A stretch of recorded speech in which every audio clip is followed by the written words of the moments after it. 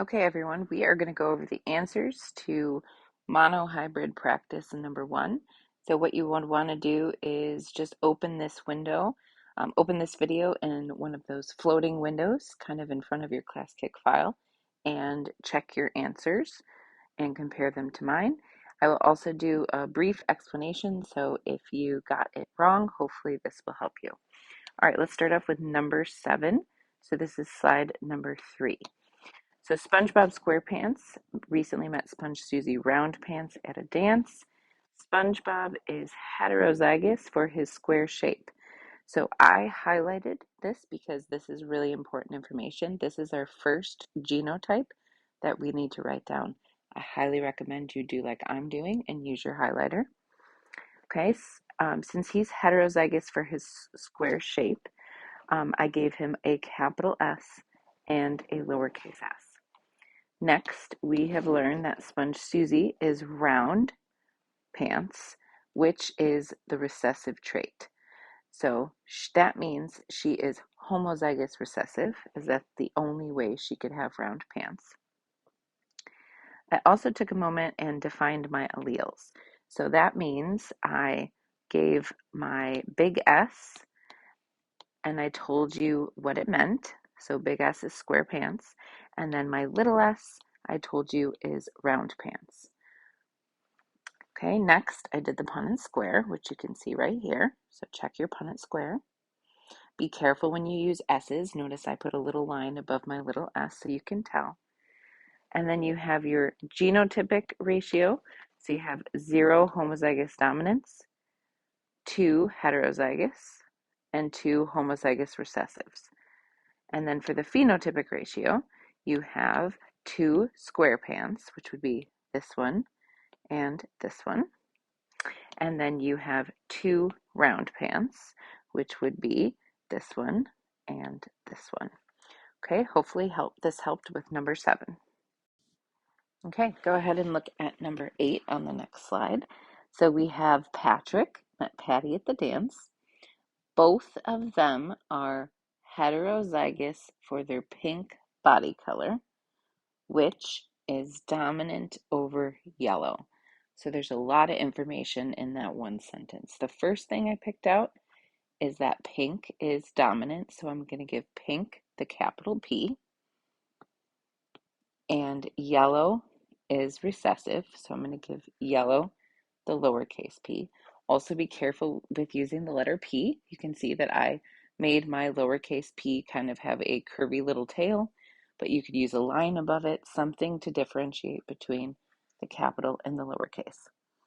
Okay, so let's go back up into the problem and remind ourselves that both of them are heterozygous. So that means the parents are capital P, lowercase p, heterozygous, one capital, one lowercase, and the other parent is also the same. So I put one parent on the top, one parent on the side, and then I filled out my Punnett square. Okay, and then my ratio, we have 1 homozygous dominant offspring. We have 2 heterozygous offspring. And then we have 1 homozygous recessive offspring. Okay, now let's do our phenotypic ratio. Our phenotypic ratio, we have 3 pink. So this one would be pink, homozygous dominant. Heterozygous would be pink, so those two would be pink. And then we have 1 yellow, so this one would come out to be yellow. Okay, next we're going to do number 9, so go to the next slide. So everyone in Squidward's family has light blue skin, which is the dominant trait. So light blue skin is the dominant trait for body color. So I gave blue skin a capital B because it says it's the dominant trait. Okay, let's keep reading. Squidward and his family are purebred or homozygous. So purebred and homozygous mean the same thing.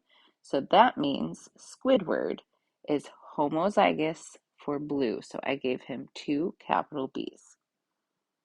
All right, he recently met a nice girl who has light green skin, which is the recessive trait. So little b is light green skin. And the only way for someone to have the recessive trait is to have two lowercase letters, so homozygous recessive. All right, so I put one parent on one side and the other parent on the other side, and I cross them. Okay, our genotypic ratio, we have 0 homozygous dominants. We have 4 heterozygous. They all came out to be heterozygous, and 0 homozygous recessive. And then we end up having 4 blue. All of them will be blue, and none of the babies will be green. Now, this problem happens to have a follow-up question, so make sure you answered it. Would Squidward's children still be considered to be purebreds? Remember, purebred means the same thing as homozygous. Wow, sorry, hold on. Okay, purebred means the same thing as homozygous. So, are they homozygous if you look at the children? No, they are not. So they would be called hybrids, or we call them heterozygous. Okay, we're moving on to number 10, so go to the next slide. Assume that one of Squidward's sons, who is heterozygous for light blue color, married a girl who is also heterozygous. So we are talking about the same trait as in the last problem. So just a reminder, blue skin was dominant, so I used a big B. And then the green skin was recessive, and it just reminds us right here too if we forget. So we gave green skin the little b. Okay, so Squidward's son is heterozygous, so we gave him a capital B and a lowercase b. And then the girl was also heterozygous, so we gave her a capital B and a lowercase b. Okay, we put one parent on the top and one parent on the side, and then we crossed them in the Punnett square. Now, if we look at our ratio, we ended up with 1 homozygous dominant, we ended up with 2 heterozygous, and then 1 possible homozygous recessive. So that's our genotypic ratio.